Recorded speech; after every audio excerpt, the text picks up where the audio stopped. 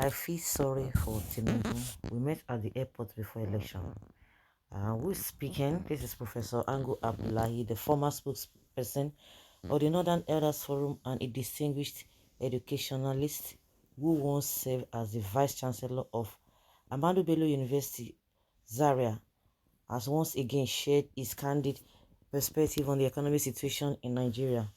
Known for his forthright opinions, Professor Abdullahi, in a recent report by The Sun, addressed the economic challenges facing the nation under the leadership of Tinubu. In the report, Professor Abdullahi expressed empathy for President Tinubu, whom he considers a friend, acknowledging the difficulties the president is currently navigating in steering the nation through these economic uncertainties. That is going through difficulties. Somebody who is enjoying himself and his cronies, his politicians' friends, those who helps him to power, whichever way you want to interpret it to. This professor is telling us that he's facing difficulties. Yes, because Nigerians are the ones facing difficulties. He's not facing any difficulty because this man is always coming to tell Nigerians that nobody should pity him. He knows what Nigerians are going through. Oh, let the poor breathe. All those scam, the rhetorics. Well, Abdullahi emphasized that the economic predicaments Nigeria faces is one of the predates the current administration, attributing it to the legacy left by past administrations.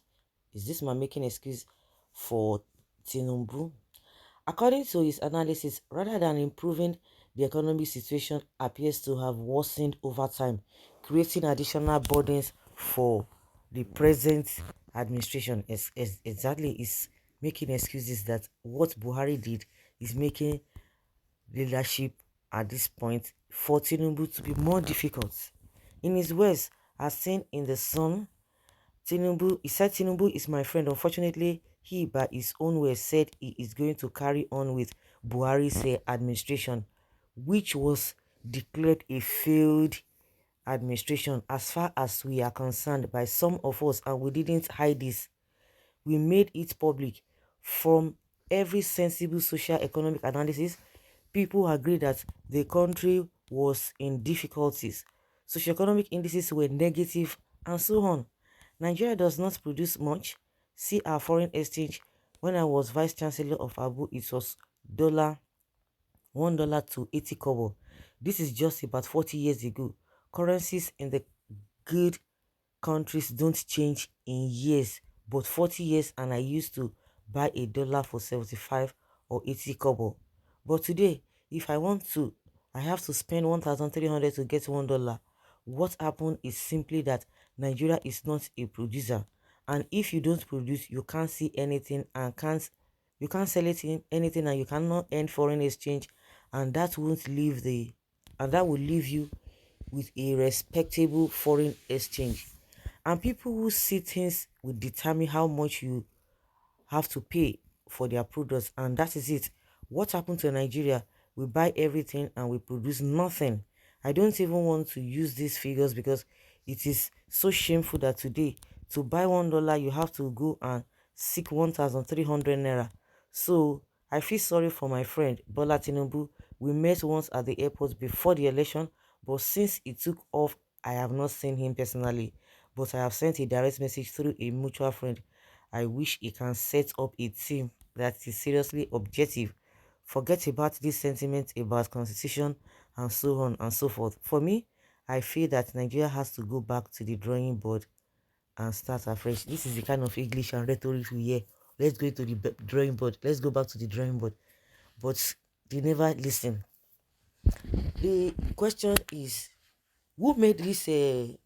Who made you to look for 1,300 naira to buy a dollar? Is it not Tinubu that caused it? It's the one that caused it because he just went, he said, he came on board, he said, subsidy is gone, he's going to float naira. Now, if the naira is, whether it's floating, whether it's static, I don't just understand. So it caused this big problem that we are facing right now. And also, I don't know, for as many who are listening to me, I don't know whether you heard this Abdullah, because he said when Buhari was there that they were crying that Buhari was running a failed a failed government. I don't know whether this man spoke, because now everybody's saying that Buhari is a failed, Buhari's government is a failed one. We know those who speak. These guys, I don't think whether he speak, but I wouldn't know. That's why I'm asking if any of you, heard this man speak when Buhari was there, because this, yeah, I know a lot of them from that region always come out and say, oh, they should leave Buhari alone. Buhari, because he's a Fulani person, they don't like him. All those kind of rhetorics. Those were the things that we were hearing. For him not to come and be saying that he told Nigerians that Nigeria is a failed state under Buhari. Meanwhile, everybody, I know those who were speaking, like I said, Tinubu never saw anything wrong in it. So I don't know why you are pitying him. Okay, let's even leave this Professor Abdullahi. Let's even leave his own statement aside. What about Tinubu? Did Tinubu ever saw that Buhari's government was a failed one? No. He said he was praising the government. So why are you pitying him? Nobody is pitying him. And why are you feeling sorry for him? He created the problem, he engineered the problem, he supported the problem. Well, why can't it be must that as a politician, your family must reside in Nigeria, your medical care must be in Nigeria? Who is this one talking about? Yeah, Nigeria had an opportunity to have Obidati with loads of ideas, manifesto plans, aims, fresh brains, good health, and most of all, compatriots, people who genuinely love this country and their citizens, people who use their God-given gifts to change something tangible in this country, people who understood that production is the only way to push Nigeria forward. They understood that when God said, let there be light, it means that light is a source of energy, power, job, wealth, but we miss it. Exactly when, because I heard this man saying that, oh, if we are producing, so what stops Tinubu for producing? Even if I thought that he never said it in his manifesto, with his, like they always say, with his wealth of experience, whether it is positive or negative.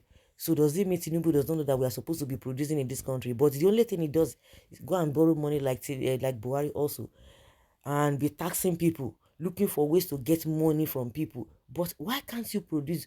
Now they told us that my refinery will be working, Port refinery. Now they are coming to tell us that it's not going to be so. A lot of people said that these guys were just deceiving themselves. And Obasanjo said, with the state of the refinery, it's not going to work. Oh, they came for him. They pounced on him. They're going to sit down. They are jealous of who? They are jealous of Tinubu. But where are we? So does he not know that we are supposed to be producing in this country? It's just a pity. So guys, let's say your opinion. Let us know what you think about the statements of this man called Professor.